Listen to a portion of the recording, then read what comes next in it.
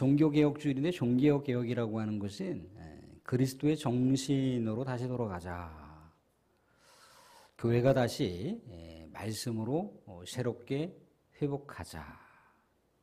그래서 성경의 가치관과 신앙에 위배되는 것을 우리 하나님 앞에 회개하고 다시 우리 하나님 앞에 신앙을 새롭게 정립해 나가는 것, 그것을 종교개혁이라고 볼 수가 있습니다.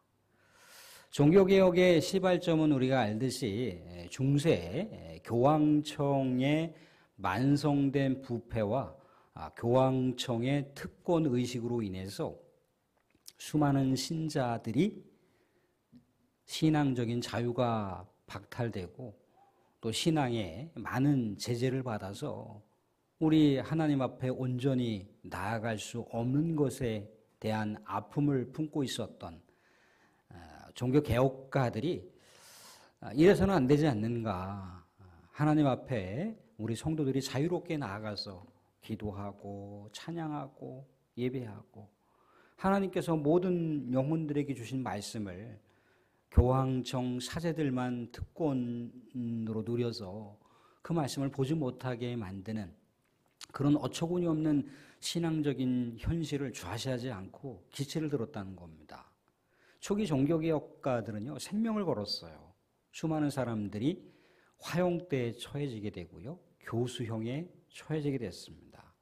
우리가 알고 있는 루터라고 하는 인물이나 아니면 칼뱅이라고 하는 인물은요, 종교개혁의 시발점이 아닙니다. 종교개혁의 마지막 종지부를 찍었던 성공개혁가들일 뿐이고요. 그 이전에 수많은 종교개혁가들이 희생이 되어서 종교개혁의 역사가 펼쳐졌다는 거예요. 아무튼 종교개혁이 그 당시에 이루어질 수밖에 없었던 배경은 그렇다는 겁니다. 자, 사람의 죄는 누가 용서할 수가 있습니까? 누가 해결할 수가 있습니까? 하나님만이 사람의 원죄와 자범죄를 해결하실 수 있어요. 그런데 당시 교황청에서는요, 교황청의 그 건물을 짓기 위해서 재정이 필요했거든요. 그래서 죄가 있는 사람들은 재정을 헌금으로다가 제출하게 되면 어떻게 되는 겁니까? 교황들, 사제들이 너는 죄가 없어, 그렇게 면죄부를 줬다는 거예요. 그리고 우리 찬양에서도 고백을 하고 있었고 또 장로님도 그런 고백을 했지만 오직 우리의 구원은 예수 그리스도를 통해서 이루어지는 거잖아요. 그죠? 사제들이 예수 그리스도를 믿는 것도 믿는 건데 선행을 쌓아야 돼. 공덕을 쌓아야 돼. 그랬다는 거예요. 그 선행과 공덕을 누굴 위해서 쌓나요? 교황청을 위해서 선행과 공덕을 쌓아야 된다는 거예요. 그리고 사제들만이 성경을 소유할 수가 있어요. 일반 신자들은 성경을 소유할 수가 없습니다. 사제들이 전해주는 말씀 쪼가리만 듣고 신앙생활을 해야 되는 거예요. 그러니까 얼마나 신앙생활에 제약이 많이 따랐겠습니까? 또 그리고 곧 카톨릭에 있는 교황들이 곧 법이에요. 교황들이 곧 모든 삶의 기준이 된다는 거예요. 그래서 아무튼 그 당시에 종교개혁가들이 그렇게 하나님을 바라보면서 이 땅 가운데 있는 우리 하나님의 영혼들이 하나님을 순전하게 온전하게 예배하고 경배할 수 있도록 종교개혁의 지시를 들었고 하나님의 때 종교개혁이 성공한 거였어요. 이 한국교회도 개혁교회로서 이 종교개혁가들의 종교개혁의 바톤을 이어받아서 한국교회도 계속해서 사실 종교개혁을 단행을 해야 됩니다. 그런데 한국교회가 어느 때부터인가 사회를 향도하는 역할을 포기해버렸어요. 그래도 교회에서 이루어지는 것이 세상에 살면서 많은 사람들의 주목을 끌었던 것이 사실이에요. 많은 사람들의 마음에 어떤 새로운 소망을 품게 하고 또 회복을 갖게 하고 또 새로운 갱생의 삶을 추구할 수 있었던 곳이 교회였다는 거예요. 교회가 모든 사회의 바로미터였던 거죠. 모든 가치관과 세계관의 척도가 곧 교회에서 이루어졌다는 거예요. 그런데 이 교회가 이 세속화라고 하는 물질 만능에 편승을 하면서 기복을 마치 신앙 본질의 가치로 추구한 거예요. 세속화의 어떠한 것들을 획득하는 것을 신앙의 본질로 삼았다는 거예요. 그러다 보니까 신앙의 본질이 자꾸만 왜곡된 길로 이탈해 가고 있는데도 불구하고 신앙의 길이 자꾸만 하나님의 말씀과 상관없는 곳으로 흐르고 있음에도 불구하고 자기가 갖고 있는 신앙이 아니라 자기가 갖고 있는 일종의 신념, 성경적인 가치관이 아니라 자기가 생각하고 있는 가치가 곧 자신의 삶을 이끌어가는 나침판이 되었던 거예요. 그러다 보니까 사회의 수많은 현상들이 한국교회를 공격하고 있는데 한국교회를 공격할 만한 세력으로 급부상하고 있는데도 우리가 전혀 인식하고 있지 못한 거였어요.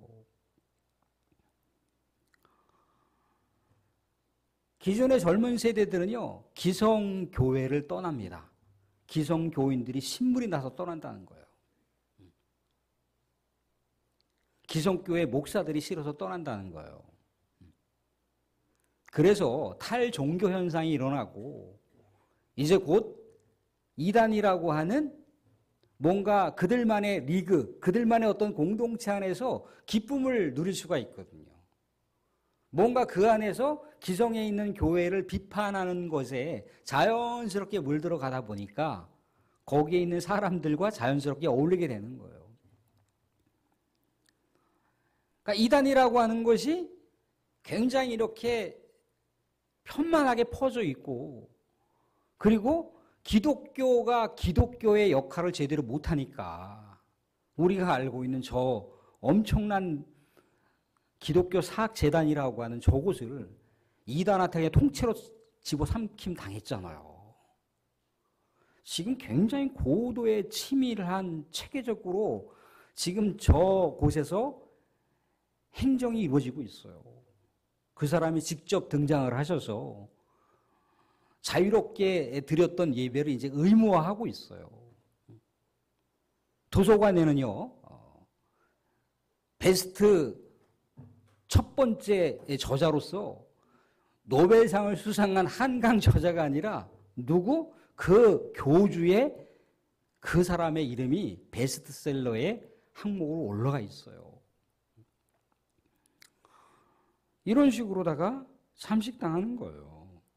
우리가 하나님의 말씀과 진리의 초점을 삼아서 살지 못했을 때 이런 일들이 일어난다는 거예요. 우리가 나타나고 있는 현재의 수많은 현상들 중에 많은 현상들이 있지만 그 중에 또 동성애라고 하는 것도 그렇잖아요. 그죠? 동성애가 이제 결혼으로다가 법제화되고 있는 그런 목전까지 우리 앞에 오고 있어요. 근데 사실 그건 현상이에요, 현상. 본질은 뭐냐면 결국은 성경적인 세계관과 이 세속화의 싸움이라는 거예요. 동성애법이 이렇게 통과가 되면 이러이러한 제재가 다를 것이고 이러이러한 한국교회의 위기와 고통이 따를 것이다라고 하는 것. 그것이 이미 수많은 교회들이 경험한 내용이잖아요. 그죠? 근데 관건은 뭐냐면 그래도 우리 기성세대들은 뭔가 성경적인 가치관과 성경적인 세계관을 추구하려고 한다는 거예요. 그것은 하나님의 창조 질서에 위배되는 거야. 하나님은 한 남자와 한 여자가 만나서 결혼을 하기를 원하시는 것이 창조 질서지 한 남자와 한 남자가 결혼을 하거나 한 여자가 한 여자와 결혼을 하는 이 결혼법을 하나님께서 원하시지 않아 라고 우리는 반대할 수 있어요. 근데 새벽에도 말씀드렸지만 우리 지금 자라나는 다음 세대들은요, 신앙교육 기껏해야 한 달에 몇 번이나 이루어지겠습니까? 우리 기성세대들이 신앙의 온전함을 후세대들에게 전수시켜 줄 수 있습니까? 기성세대는 또 얼만큼 또 하나님 앞에 의식적으로 깨어서 나아갑니까? 우리가 온전하게 서 있지 못하는데 다음 세대들에게 온전하게 서라고요? 그건 억지 주장이죠. 우리는 그렇게 반대하고 이것이 성경적인 가치관이라고 우리가 한 목소리로 우리는 신앙의 본질을 지켜야 돼라고 우리 스스로 주장을 하면서 나아가지만 우리의 삶의 근본이 그러한 삶의 모습으로 살지 못했는데 어떤 현상만을 가지고 반대한다고 이것이 얼마만큼 우리 후세대에게 잘 전수될 수 있겠는가? 이게 중요한 시사점입니다. 물론 이것이 신앙의 본질을 위협하는 것이고 교회의 위기를 가중화시키는 것이기 때문에 우리는 마음을 모으고 힘써 이 일에 대해서 반대를 해야 돼요. 하나님의 창조 질서를 훼손하는 이 성경 말씀에 위배되는 이 현상에 대해서 우리가 팔 걷어붙이고 반대를 해야 돼요. 그런데 우리가 그렇게 막 국회법으로 통과되는 이 상황에 대해서 우리가 반대를 해 나가겠지만 우리 후세대들이 과연 이 상황을 어떻게 이해할 것인가? 학교에서 수십 년 동안 교육받은 것이 진화론인데 교회에서 그저 1시간 정도 머물다가 일상생활을 하는 것이 우리의 삶이고 우리 후세대들의 삶인데 창조질서라고 하는 것이 얼마만큼 그들의 뼛속 깊이까지 스며들어서 인식을 하겠냐는 거예요. 우리가 호소하고 우리가 반대하는 것이 얼마만큼 공감하겠냐는 거죠. 우리 때는 그렇게 반대하고 우리가 연합된 마음으로 나아갈 수 있을지 몰라도 지금 수많은 탈종교 현상이 벌어지고 있는 또 이단 가운데 가 있는 그들은 오히려 이것을 법제화함을 통해서 그들이 누릴 수 있는 것이 많이 있을 수도 있어요. 그러니까 반대하는 목소리도 있지만 찬성하는 목소리도 있을 수 있다는 거예요. 반대를 해야지만 현상적인 반대도 반대지만 우리는 신앙의 본질 안에서 우리가 과연 하나님 앞에 온전하게 우리는 살아왔는가? 왜 이런 삶의 현상들이 우리 앞에 올 수 있을 정도로 우리는 왜 이렇게 하나님의 성경적인 이 가치관과 세계관을 왜 우리가 온전하게 추구하지 못하면서 살아왔는가? 우리는 반성을 해야 된다는 거예요. 우리는 회개해야 된다는 거예요. 거시적인 차원에서 물론 영적 이 전투의 이 상황에서 이 현상들 앞에 우리는 대대적으로 연합된 의지를 보이면서 반대를 해야 됩니다. 그럼에도 불구하고 우리가 내면적으로 과연 우리는 하나님 앞에 온전하게 하나님 말씀 따라서 순종하면서 살지 못했습니다라고 하는 것을 회개해야 돼요. 우리 후세대들에게 신앙의 어떤 형식을 강조했을지 몰라도 신앙의 내용을 과연 우리가 온전하게 전수시켰는가? 우리는 돌아봐야 된다는 거예요. 우리 세대만의 문제가 아닌 거죠. 그죠? 다음 세대까지 이 여파와 영향력은 끼칠 수밖에 없어요. 그래서 우리는 자꾸의 이 현실을 우리가 지혜롭게 바라봐야 됩니다. 현상적인 것에 반대도 반대지만 과연 이 상황에서 이 신앙의 위기의 이 상황에서 우리의 믿음의 본질을 우리 후세대들에게 어떻게 잘 보존시키고 계승시킬 것인가? 이게 중요한 과제예요. 중요한 과제입니다.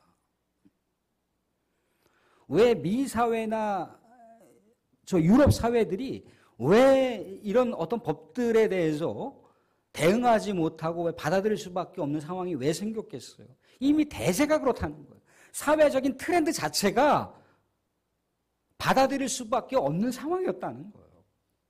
그러니까 기성세대들이 아무리 목소리를 외쳐도 지금도 여전히 50% 이상이 반대를 하고 있습니다. 그런데 법제화가 됐다는 거예요.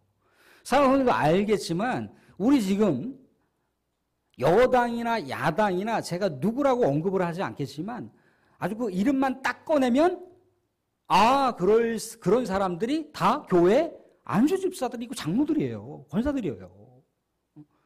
그 사람들만 목소리를 내도 이런 어떤 성문화되어 있는 이 법령들이 국회법으로 상정되겠습니까? 상정이 된다 할지라도 당연히 부결되겠죠. 그죠? 근데 그 사람들이 오히려 인권이라고 하는 이름으로다가 해야 된다는 거예요. 이런 상황이라는 겁니다. 우리는 또 우리 나름대로 목소리를 내야 되고 마음을 모아야 돼요. 정말 한국교회는 개혁을 향해서 계속해서 이 개혁의 드라이브를 멈추면 안 돼요. 그럼 동성애법을 반대하면 그걸로 끝나느냐? 그렇지 않다는 거죠. 우리는 과연 제대로 살고 있는가? 우리 하나님의 말씀의 그 가치와 세계관을 우리가 온전하게 우리의 삶 속에 녹여내고 있는가? 이것도 중요한 거예요. 중요한 겁니다. 이단을 우리가 놓쳤잖아요. 이단을. 버젓이 우리의 삶에 아주 피부적으로 와닿는 그 이단의 활동을 우리가 놓쳤잖아요. 그죠? 지금은 어떻습니까? 간통이 죄라고 명시하고 있지만 간통죄가 처벌받습니까? 안 받습니까? 처벌 안 받아요. 우리는 그렇게 살아왔다는 거예요. 왜? 기독교인들이 간통을 하고 있는데. 그래서 우리가 우리 안에서 개혁을 해야 되고 또 바깥으로도 우리가 영적 전투를 해야 되는 이 두 가지 싸움이 우리에게 숙제로 남겨져 있는 거예요. 이래서 종교개혁이 그렇다는 겁니다. 사랑하는 오늘 우리가 읽었던 말씀의 본문을 보시게 되면 세겜이라고 하는 지역에서 대송회가 총회가 이루어지는 거예요. 여호수아가 이스라엘 백성들을 모아놓고 지파들을 모아놓고 여기서 거룩한 대성회를 하는 거예요. 굉장히 이게 장황하게 얘기를 하고 있지만 요지는 딱 하나입니다. 어떻게? 하나님만을 온전하게 진실되게 섬겨라. 그 내용이에요. 계속해서 섬겨라를 반복하고 있어요. 섬겨라라고 하는 단어는 아마드라고 하는 단어예요. 아바드라고 하는 단어입니다. 아바드라고 하는 단어는요. 에메드라고 하는 단어하고 비슷한데 에메드라고 하는 건 종으로서 하나님께 순종하는 거예요. 종으로서. 종이 자기가 권리에 있습니까? 자기 스스로의 뜻과 생각이 있습니까? 아니에요. 하나님의 뜻에, 하나님의 말씀에 맞춰서 살아가는 사람들이 하나님의 종이에요. 그게 하나님의 백성이란 말이죠. 여호수아가 3번씩 강조를 하고 있습니다. 하나님만 섬겨야 될 것이다. 하나님을 충성되게 섬겨야 될 것이다. 하나님을 섬기고 말씀 가운데 청종해야 될 것이다 라고 했을 때 이스라엘 백성들은 이구동성으로 네 그렇게 하겠습니다. 하나님만을 섬기겠습니다. 네 그렇게 하겠습니다. 하나님만을 섬기겠습니다. 네 그렇게 하겠습니다. 하나님만을 섬기겠습니다. 하나님의 말씀을 청종하겠습니다 라고 3번씩 강조 힘주어 화답으로다가 이야기하고 있어요. 그런데 사랑하는 성도들 그 뒷이야기를 보시게 되면 여호수아가 죽고 제사장 에브라임이 죽어요. 엘르아살이 죽습니다. 그 다음에 이야기가 뭔가요? 24장 여호수아 24장이 끝나면 그 다음 바로 펼쳐지는 이야기가 뭡니까? 사사요. 사사시대. 사사시대의 그 골자가 뭐예요? 골자가? 하나님 말씀이 없으니까 자기 생각 멋대로 살아간다. 그게 사사시대 이야기예요. 우리가 하나님의 말씀을 위배하면서 살아가니까 우리가 하나님의 말씀의 본질을 놓치면서 살아가니까 자꾸만 자기 생각으로다가 세상을 살아가는 거예요. 그게 자기 신앙인 줄 알고 있는 거예요. 자기 신념인데 자기 종교인데 그건 하나님의 말씀과 기독교와 상관이 없는데 자기 신앙으로 생각하고 살고 있는 거예요. 언제 하나님이 세속화의 그 어떤 무엇인가를 획득했을 때 그것을 하나님의 축복이라고 누가 얘기합니까?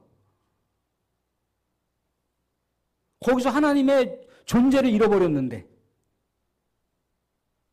솔로몬이 왜 탄식을 하고 있는 이유가 뭐예요? 온갖 세상의 태평성대를 다 누려봤다 이겁니다. 부귀영화를 다 누려봤다 이거예요. 그런데 누굴 놓쳤다는 거예요? 하나님을 놓쳤다는 거예요.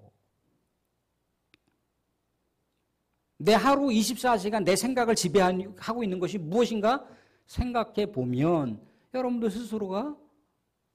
스스로의 신앙의 모습을 살펴볼 수가 있잖아요. 내가 24시간 동안 가장 많이 내 생각을 지배하고 있는 것이 무엇인가? 이게 과연 하나님하고 연결되어 있는가? 하나님하고 따로따로 놀고 있는가? 이게 중요한 거예요.